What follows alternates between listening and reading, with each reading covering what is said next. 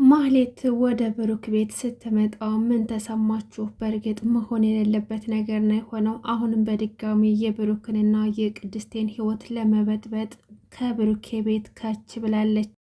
ቅድስቴ ስታያት በጣም ደንግጣ ነበር። ማመን አቅቷታል። እንዴት ልትመጣ ቻለች? ምን ልትሰራ ነው የመጣችው?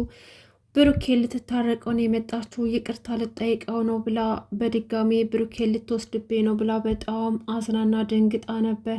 ብሩኬ ደግሞ ቅድስት ምን ሆነሽ ነው የደነገጥሽው? ማን ነው በር ላይ ያለው? ማን ነው በር ያንኳኳው? እያለም እያፋጠጣት ነበር።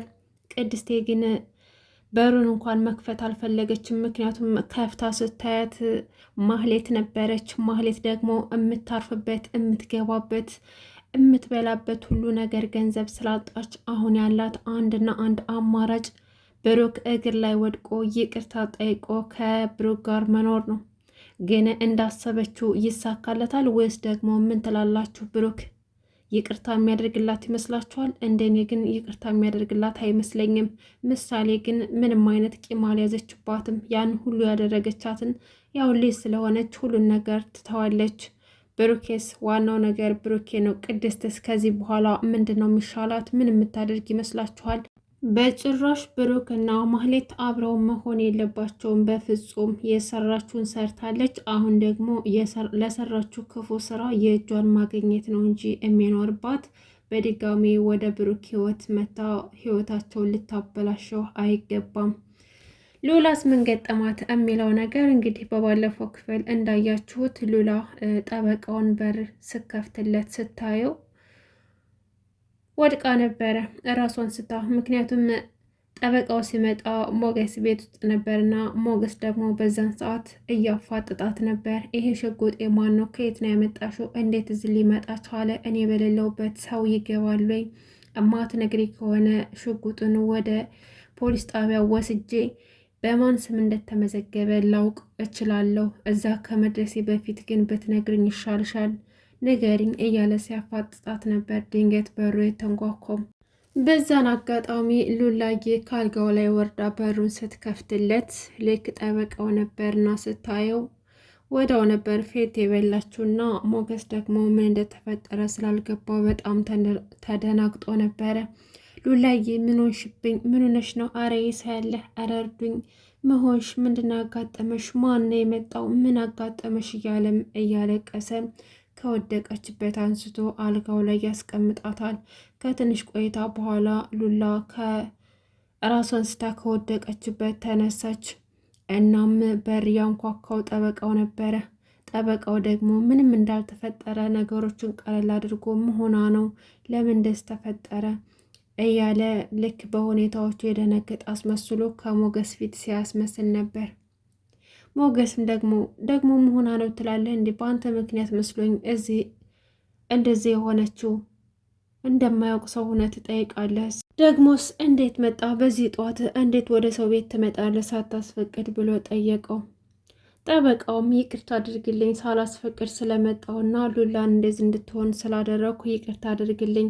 እዚህ አካባቢ አንድ ጉዳይ ነበረኝ፣ ያን ጉዳይ ላስፈጽም በዚህ ሳልፍ በአጋጣሚ እስኪ ሰላም ልበላችሁ ብዬ እኮ ነው እንጂ ሌላ ነገር አስቤ አይደለም። በእኔ ምክንያት ሉላ እንደዚህ ስለሆነች በጣም ይቅርታ ብሎ ጠየቀው። ሞገስም አረ ይቅርታ አያስፈልግም፣ በቃ ምንም ችግር የለውም፣ አሁን በዚሁ አልፏል። እሷ በአንተ ደንግጣ ሳይሆን ሌላ ትልቅ የሚያስፈራት ነገር ስላለ ነው እና ህይወቷ በቃ በፍርሃት የተሞላ ነው፣ የሚያሳድዳት ሰው ስላለ ነው እና ይቅርታ አድርግልኝ ብሎ ሞገስም ነገረው።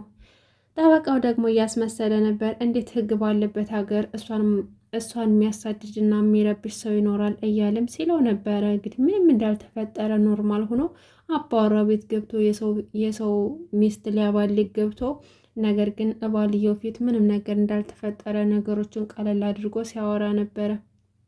ሞገስ ደግሞ ያው ነገሩ ስላልገባው ስለዚህና አንዳንድ ነገሮችን እና ሉላንና እሱ ብዙ እንደተሰቃዩ በጉልበተኞቹ እንደተሰቃዩና ከህግ በላይም ሰው እንዳለ ያለውን ነገር ነገረው። እናም በጉልበተኞች ምክንያት አገር ለቀው እንደሚሄዱ ኑሯቸው እንደሚበላሽና ያላቸው አማራጭ ሀገራቸውን ትተው ሸሽተው መሄድም እንደሆነ ሲነግረው ነበር። ጠበቃውም እንግዲህ እኔ ያለውኝ እንደዚህ አትሳቀቁም፣ ሁሉም ነገር አስተካክላለሁኝ እያለ ነገሮችን ለማስተባበል ሞክሯል። ይሄ ጠበቃ ግን ምንድነው አላማው? ቆይ ምንድነው ፍላጎቱ? ለምንድነው በዚህ ልክ ፍርሃት የሌለው? ለምንድነው በዚህ ልክ ደፋሪ ሆነው? ለምንስ ነው ሉላን የሚያሰቃያት እንዴ? ምን ለመሆን ነው? ምን ለመሆን እየሞከረ ነው? ዝና ደግሞ አሁን ላይ በደረሰበት ኪሳራ በጣም ትልቅ ብስጭት ውስጥ ይገኛል። ሁሉም ነገር እየተካሰረበት እንደሆነና ሁሉም ነገር እያበላሹበት እንደሆነ ለማህሌት ነገራት። ማህሌት ደግሞ ምንድነው የተፈጠረው ስትለው ዘግይቻለሁ፣ ወደኋላ ቀርቻለሁኝ፣ ሞገስና መድብል እኛን ከሰውናል፣ ስለዚህ በጣም እየፈጠኑ ነው፣ እኛ ደግሞ እየዘገየን ነው ብሎ ነገራት። ማህሌት ምን? እኔ አላምንም፣ ብሩክ ይሄን ሊያደርግ አልችልም፣ እንዴት ሊሆን ይችላል? እና ፈርተኸው ነው አለችው።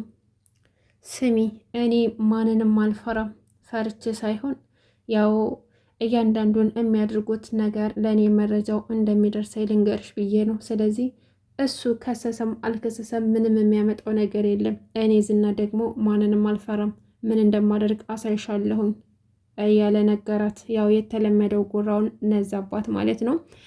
አንዳንድ ጊዜ ግን ማህሌትን ከፍ ዝቅ አድርጎ ሲሰድባትና ሲያንጓጥጣት ደስ ይላል። ማነው ሰላም የሚሰማው? እኔ በጣም ነው ደስ የሚለኝ ማህሌትን ሲገላምጣት ሲሰድባት ዝና ማለት ነው።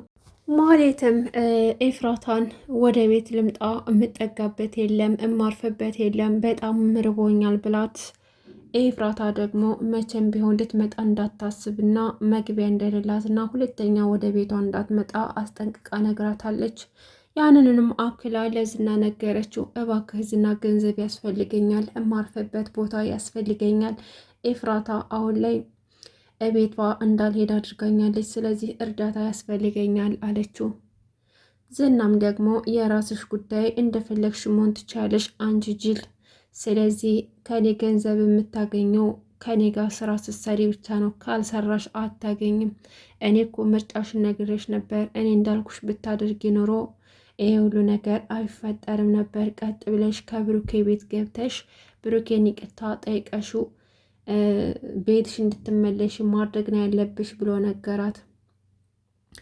ማለትም እንግዲህ እንደዝና ያመሃል እንዴ? ብሩክ በቀላሉ ይቅርታ የሚያደርግና የሚቀበለኝ ነው እንደሚመስል፣ ባይቀበለኝ እስከዛስ በኋላ ምንድን ነው የምሆነው? እባክህ እንደዛ አትጨክንብኝ ብላ ለመነችው። ዝናም መቼም ቢሆን ከሱ 70 ሳንቲም እንደማታገኝና የሚላትን ነገር ካደረገች የበለጠ ተጠቃሚ እንደምትሆን ነገራት።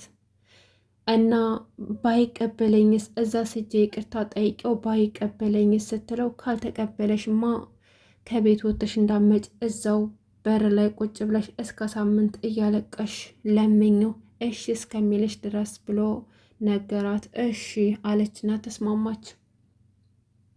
ብሩኬና መድብል ደግሞ ቤት ይዘው መውጣት እንዳለባቸውም ሲመካከሩ ነበረ። መድብል ግን አቅም እኮ የለንም፣ ድሃ ነው የምንሆነው፣ የመክፈል አቅም የለንም ሲለው፣ ብሩኬም እባክህ ወንድሜ ምንም ያህል እንኳን ቢቸግረን ከቤተሰቦቻችን ከሚኖሩት ኑሮ በታች አንኖርም፣ ስለዚህ ከዚህ ቤት በፍጥነት መውጣት ይኖርብናል፣ ሰዎቹ አደገኛ ናቸውና በአቅማችን የሆነ ቤት ይዘን ከፍለን መኖር ይኖርብናል ብሎ ነገረው። መድብልም እሱማ ትክክል ነህ፣ አሁን ላይ ሰዎቹ በጣም ኃይለኞችና ጨካኞች ናቸው፣ ንብረታቸውን አንተ በልተሃል፣ እኔ ደግሞ ሚስጥራቸውን አውቃለሁ፣ እነሱ ደግሞ እጃቸው ረዥም ነው፣ በየቦታው ሰፋፊ መሬት አላቸው፣ በዛ ምክንያት ብዙ ገቢ ያላቸው እና እኛን በፍጹም ሊተውን አይችሉም፣ ስለዚህ እነሱ እኛን ካላጠፉ ሰላም ስለማይሰማቸው እኛ መቅደም አለብን። እነዚህ ሰዎች ተይዘው ወደ እስር ቤት እስካልተወረወሩ ድረስ እኔ መቼም ቢሆን በሰላም ልኖር አልችልም። ስለዚህ እያንዳንዳቸው ዝናንና ግብረ አበሮቻቸውን አስይዤ ወደ እስር ቤት ካስወረወርኩ በኋላ ነው እኔ በሰላም ልኖር የምችለው። ስለዚህ እነሱ እስካልተያዙ ድረስ መቼም ቢሆን ሰላም አይኖረኝም። ፖሊሱ ደግሞ ትልቅ ተስፋ ሰጥቶኛል እና ግን ሰዎቹም ደግሞ ኃይለኛ እንደሆኑ ነግሮኛል። እኔ ግን አልፈራም። እኛው ራሳችን ከሰን ራሳችን መስካሪ ሆነን የእጃቸውን እንዲያገኙ ማድረግ ይኖርብናል ብሎ ነገረው። ብሩክም በሀሳቡ ተስማማ። እነዝናን ሊያሳስሩና የእጃቸውን ሊሰጧቸው። አሁን ግን ድንገት ያልተጠበቀ ነገር ተፈጠረ። ማህሌት ወደ እነ ብሩክ ቤት መታ በሩን አንኳኳች። በሩን የከፈተችው ቅድስቴ ነበረች። ማህሌትን ስታያት በጣም ደንግጣ ነበረ። ምን ልትሰራ መጣይ ብላ አይኗ ሁላ ፈጠጠ። በሩን ክፍት ስታደርገው ማመን አቅቷት እዛው ፊቷ ላይ ዝግት ታደረገችበት። እየደጋገመች በሩን ትከፍታለች፣ ትዘጋለች። ማን የመጣው ብሎ ጠየቃት ብሩክ። ለብሩክ ምን ብላ እንደምትነግረው ግራ ገብቷታል። ቅድስቴ በድጋሜ ህይወቴ ልታበላሸው መጣች፣ ብሩኬ ልትወስድብኝ መጣች እያለችን በውስጧ እያሰበች ነበር። ማን ነው የመጣው? በር ማን ያንኳኳው? አትናገሪም እንደ ቅድስት እየጠየኩሽ እኮ ነው ብሎ ብሩኬ ሲጠይቃት ምንም መልስ አልነበራትም። ከዛም በኋላ ብሩኬ ቀስ እያለ ሄዶ በሩን ሲከፍተው ማህሌት ነበረች። ያየውን ማመን አቅቷታል። ምን ቀርቶሽ መጣሽ? ምን ፈልገሽ መጣሽ? በድጋሚ ህይወቴ ልታበላሽ ነው። መቼም ቢሆን አይሳካልሽም። አይንሽም ማየት አልፈልግም፣ ከቤት ውጭልኝ ብሎ ገፈታትሮ አስወጣት ማለት ነው። ውድ ቤተሰቦቼ እንግዲህ ለዛሬ ያስኩላችሁ ምሳሌ ክፍል 112 ይህን ይመስል ነበር። ለቻናሌ አዲስ ከሆናችሁ ሰብስክራይብ ማድረጋችሁ እንዳትረሱ፣ እንዲሁም ሀሳብ አስተያየታችሁን ኮሜንት ላይ ጻፉልኝ። አመሰግናለሁ። መልካም ጊዜ